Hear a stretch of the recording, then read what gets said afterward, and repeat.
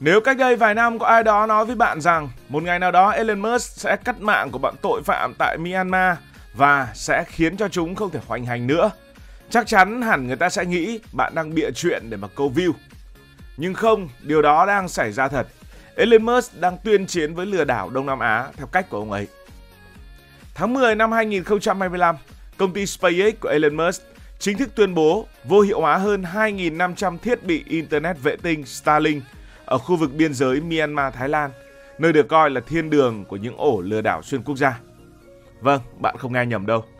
Công nghệ vốn được sinh ra để kết nối nhân loại, mang Internet đến vùng sâu, vùng xa, giờ lại bị bọn tội phạm ở vùng sâu, vùng xa Đông Nam Á biến thành công cụ để lừa đảo, giam cầm và tra tấn con người. Starlink vốn là dự án trong mơ của Elon Musk, một mạng lưới hàng chục nghìn vệ tinh bay quanh trái đất, phủ sóng Internet tới mọi ngóc ngách. Kể cả sa mạc Sahara cũng dùng được, rừng Amazon cũng dùng được, chỗ nào nhìn thấy bầu trời là dùng được. Chỉ cần một chiếc anten nhỏ và một hộp Reuters, bạn có thể có Internet siêu nhanh ở bất kỳ nơi nào, không cần dây và không cần nhà mạng. Nghe thật nhân văn, thế nhưng ở vùng biên giới của Myanmar và Thái Lan, người ta không dùng Starlink để học online hay là để livestream bán hàng hoặc để hẹn hò. Họ dùng nó để điều hành những nhà tù kỹ thuật số, nơi hàng nghìn người Việt Nam, Trung Quốc, Thái Lan và những nước khác bị nhốt, buộc phải ngồi gõ máy tính và lừa người khác mỗi ngày. Ở đó có những tòa nhà sáng trưng đèn, hàng trăm chiếc máy chạy 24/7. Mỗi nhân viên sẽ bị ép đóng vai nào là trai xinh, nào là gái đẹp trên mạng xã hội, tán tỉnh rồi dụ nạn nhân gửi tiền đầu tư, mua coi hoặc tham gia vào những dự án nào đó. Nói chung là mất tiền. Ngày xưa thì những ổ lừa đảo ở biên giới Myanmar, Campuchia hoặc Thái Lan vẫn sống dựa vào mạng Internet mặt đất, tạm gọi là Internet truyền thống. Tức là nếu một nước nào đó, giả sử như Thái Lan đã từng làm, tức là họ ngắt điện, cắt mạng xuyên biên giới, là bọn đó cũng tắt điện thoại và tắt máy tính luôn. Cả khu vực sẽ im phăng phắc, không làm ăn được gì. Nhưng rồi cứu tinh đã xuất hiện, đó chính là Elon Musk với Starlink. Mọi thứ thay đổi hoàn toàn. Starlink thì không cần cáp quang, không cần đường dây. Nó là mạng vệ tinh bay trên trời, nơi hàng chục nghìn vệ tinh nhỏ như cái bàn do công ty SpaceX của Elon Musk phóng lên quỹ đạo. Mỗi vệ tinh bay cách trái đất khoảng 550 km và cứ quay vòng liên tục, phủ sóng Internet toàn cầu. Người dùng dưới mặt đất chỉ cần một chiếc anten nhỏ gọi là đĩa Starlink đặt ngoài trời, hướng lên trời. Anten đó bắt tín hiệu trực tiếp từ vệ tinh rồi truyền xuống bộ phát Wi-Fi ở trong phòng. Mô tả thì giống như là truyền hình DTH ngày xưa với những cái chảo trên nóc nhà của các bạn. Vậy là có Internet ngon lành, không cần dây, không cần nhà mạng, chỉ cần trời mưa không to. Cho nên dù chính quyền có cắt mạng, có chặn IP, có ngắt điện ở khu vực, chỉ cần có pin dự phòng, máy nổ và một bầu trời quang đãng, bọn lừa đảo vẫn bắt mạng từ trên trời xuống mà dùng bình thường và lừa người khác. Nói ngắn gọn, Starlink giống như Wi-Fi bay quanh trái đất, phủ quanh trái đất. Ai cũng có thể có mạng nếu mua đúng thiết bị của họ. Và đó chính là lý do khiến Thái Lan hay Campuchia hoặc là Myanmar không thể bóp nghẹt hoàn toàn những trung tâm lừa đảo ở biên giới. Vì đơn giản, bọn chúng kết nối thẳng lên trời, chứ đâu có phụ thuộc vào dây mạng của nhà nước nữa. Đầu năm 2025, Thái Lan đã quyết định phong tỏa Internet xuyên biên giới với Myanmar, hy vọng cắt đứt được đường dây lừa đảo. Thế nhưng chỉ vài tuần sau, các nhà điều tra phát hiện trên mái của những khu vực phức hợp mọc lên hàng loạt đĩa vệ tinh như Starlink. Dưới tầng trệt là hàng nghìn thanh niên cắm cúi gõ bàn phím, mỗi người phụ trách hàng chục tài khoản ảo, nào là vợ chồng ảo, nào là chuyên gia tài chính ảo. Cả một hệ thống lừa đảo được vận hành như công ty.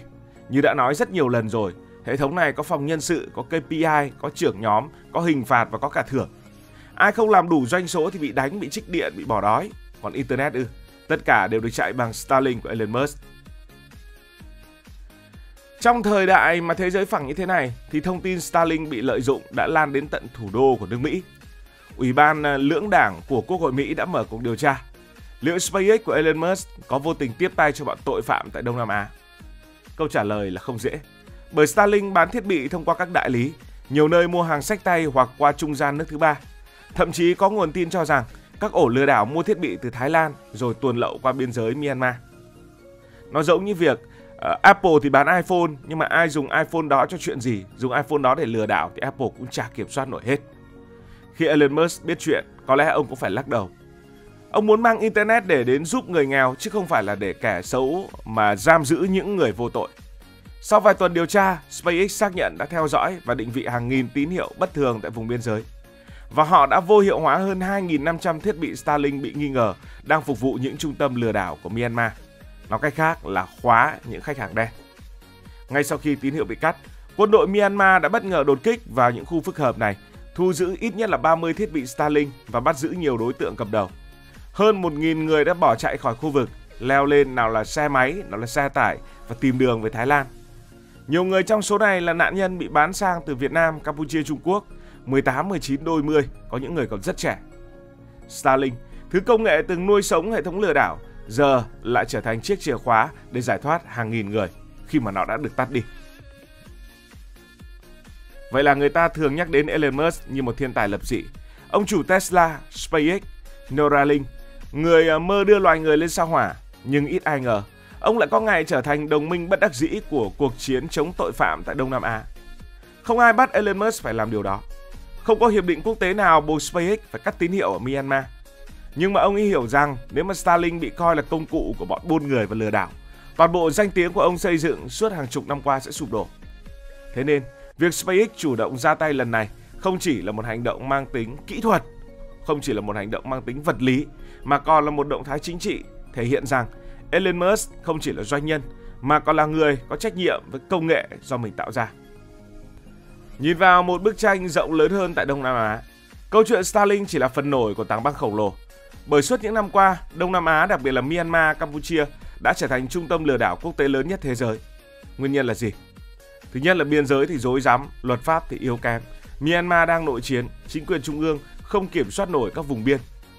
Thứ hai là giá nhân công rẻ, dễ tuyển và dễ lừa. Người nghèo bị lừa sang làm việc với một chiêu trò rất đơn giản là lương cao rồi bị giam giữ. Ai mà không thích tiền cơ chứ. Thứ ba là hạ tầng viễn thông phát triển, Internet, smartphone phổ biến, rất dễ vận hành hàng nghìn tài khoản ảo. Và cuối cùng, có một số chính quyền địa phương lại làm ngơ, đôi khi nhận lại quả để bảo kê các khu phức hợp này. Trong bối cảnh đó, Starlink xuất hiện như một vị cứu tinh cho bọn tội phạm, giúp chúng duy trì hoạt động bất chấp mọi phong tỏa. Không chỉ Mỹ, mà nhiều quốc gia như là Hàn Quốc, Trung Quốc, Philippines, Thái Lan, Việt Nam cũng đồng loạt mở chiến dịch truy quét. Tính riêng năm 2025 đã có hơn 100.000 người bị lừa sang làm việc trái phép, trong đó có khoảng ít nhất là 4.000 người Việt Nam. Trung Quốc từng xử 16 thành viên của một băng đảng điều hành trung tâm lừa đảo ở biên giới Myanmar. Philippines thì phải thay lại bộ luật chống rửa tiền để được gỡ khỏi danh sách xám của Liên Hợp Quốc. Và giờ đây, Elon Musk, một người đàn ông ở bên kia địa cầu, cũng buộc phải ra tay vì sản phẩm của ông trở thành công cụ của bọn tội phạm toàn cầu. Và đây không phải là lần đầu Starlink bị lợi dụng. Trước đó ở một số khu vực xung đột tại Trung Đông, người ta cũng dùng Starlink để vượt qua kiểm duyệt, đôi khi phục vụ cả mục đích chiến tranh thông tin. Công nghệ thì vốn trung lập, vấn đề là ai sử dụng nó. Cũng như dao trong tay người đầu bếp, nó giúp nấu món ăn. Trong tay bọn tội phạm thì điều gì có lẽ bạn cũng dần hình dung ra được rồi. Elon Musk có lẽ hiểu điều này hơn ai hết. Bởi vậy, việc SpaceX mạnh tay cắt mạng ở Myanmar là một thông điệp rất rõ ràng. Tự do trên Internet không có nghĩa là tự do lừa đảo. Sau khi SpaceX ra tay, hàng loạt quốc gia Đông Nam Á cũng bắt đầu xem xét quản lý chặt các thiết bị Internet vệ tinh. Thái Lan yêu cầu mọi bộ Starlink phải đăng ký người dùng, giống như là thông tin thuê bao của điện thoại di động. Campuchia tuyên bố phạt các công ty bán hộ thiết bị mà không kiểm định, nói cách khác là bán hàng lậu. Trong khi đó, ở Myanmar, nhiều khu phức hợp từng sầm uất bây giờ vắng như những thành phố ma. Những tòa nhà từng sáng đèn 24/7 giờ tối om, cửa kính vỡ nát. Một số nạn nhân được hồi hương, nhiều kẻ cầm đầu đã chạy trốn. Một phần Internet đen đã bị dập tắt nhờ quyết định từ một người đàn ông cách đó nửa vòng trái đất. Điều trớ trêu là Elon Musk không hề đặt mục tiêu chống lừa đảo ở Đông Nam Á. Ông ta chỉ muốn bảo vệ thương hiệu của mình, giữ cho mạng lưới của mình không bị dính dáng tới tội phạm. Nhưng bằng hành động đó, Elon Musk đã giúp hàng nghìn con người được tự do, cắt đứt hàng trăm trung tâm lừa đảo và châm ngòi cho làn sóng dọn dẹp Internet khu vực. Người ta có thể thích hoặc ghét Elon Musk, người mơ đưa con người lên sao hỏa, hay ông chủ nhiều tai tiếng trên mạng SpaceX. Nhưng trong câu chuyện lần này, có lẽ ai cũng phải thừa nhận, ông này đã làm đúng rồi. Khi cả thế giới đau đầu vì nạn lừa đảo, từ Philippines đến Campuchia, từ Việt Nam đến Myanmar, thì một hành động cắt mạng của Elon Musk cũng đủ khiến cả một đế chế tội phạm trao đảo. Đó là một biểu tượng thú vị của thời đại, khi một tỷ phú Mỹ ở tận đâu xa xôi, bằng vài cú click chuột trên máy tính, có thể thổi tắt ánh đèn của những khu lừa đảo cách xa hàng chục nghìn cây số. Công nghệ có thể bị lợi dụng, nhưng nó cũng có thể trở thành ánh sáng để dập tắt bóng tối. Và lần này, người thắp lên ánh sáng đỏ rất tình cờ lại là Elon Musk. Cảm ơn vì đã quan tâm theo dõi câu chuyện này. Nếu cảm thấy thú vị, bạn có thể nhấn nút đăng ký kênh, bật chuông thông báo và chia sẻ. Còn bây giờ thì xin được nói lời chào tạm biệt. Cảm ơn các bạn đã dành sự đồng hành cùng Hải Thanh Story. Đi qua những vùng đất, khám phá những điều mới.